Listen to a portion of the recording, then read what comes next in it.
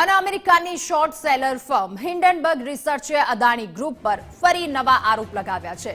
હિન્ડનબર્ગનો દાવો છે કે સ્વિસ અધિકારીઓએ મની લોન્ડરિંગ અને છેતરપિંડીના કેસમાં અદાણી ગ્રુપના 6 સ્વિસ બેંક ખાતામાં જમા $31 કરોડ આશરે 2600 કરોડ રૂપિયા ફ્રીઝ કરાયા છે।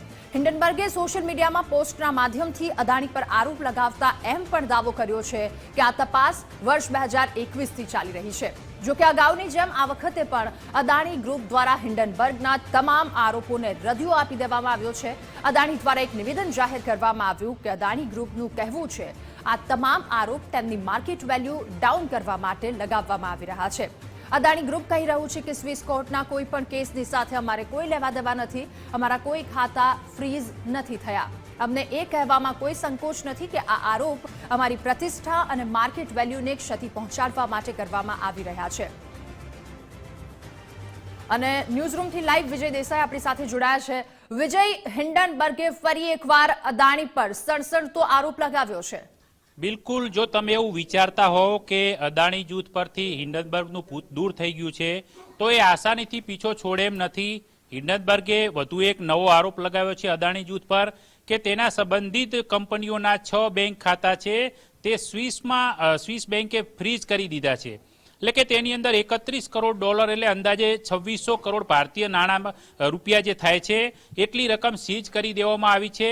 આ દાવો છે તે સ્વિસ મીડિયાના એક અહેવાલને ટાંકીને હિન્ડનબર્ગે કર્યો છે અદાણી સમૂહ પર કે જે પ્રકારે અદાણી સમૂહની જે પેટા કંપની છે તે પેટા કંપનીઓના નામ આપવામાં આવેલા છે।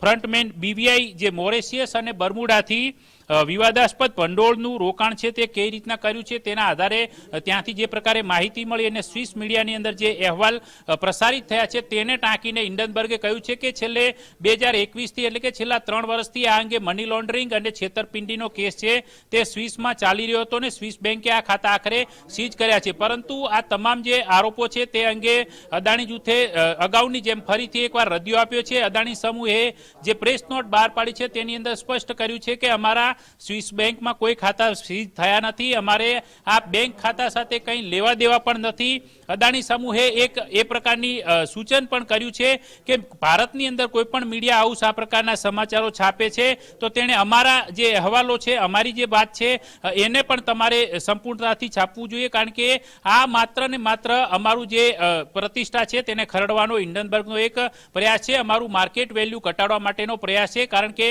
ઉલ્લેખનીય બાબત એ પણ છે કે અમેરિકી short seller firm research Hindenburg research છે તે આ પ્રકારે ભાવ ઘટતા શેરોની ખરીદી કરે છે અને ભાવ વધતા તેની વેચાણ કરે છે ને આ પ્રકારે શોર્ટ ટર્મની અંદર રોકાણની અંદરથી પૈસા કમાવાનો એક પેંતરો પણ રચતું રહે છે। પરંતુ હવે જોવાનું રહેશે કે આગામી સમયમાં હિન્ડનબર્ગ શું ફરી કોઈ નવો ધડાકો કરે છે કે કેમ।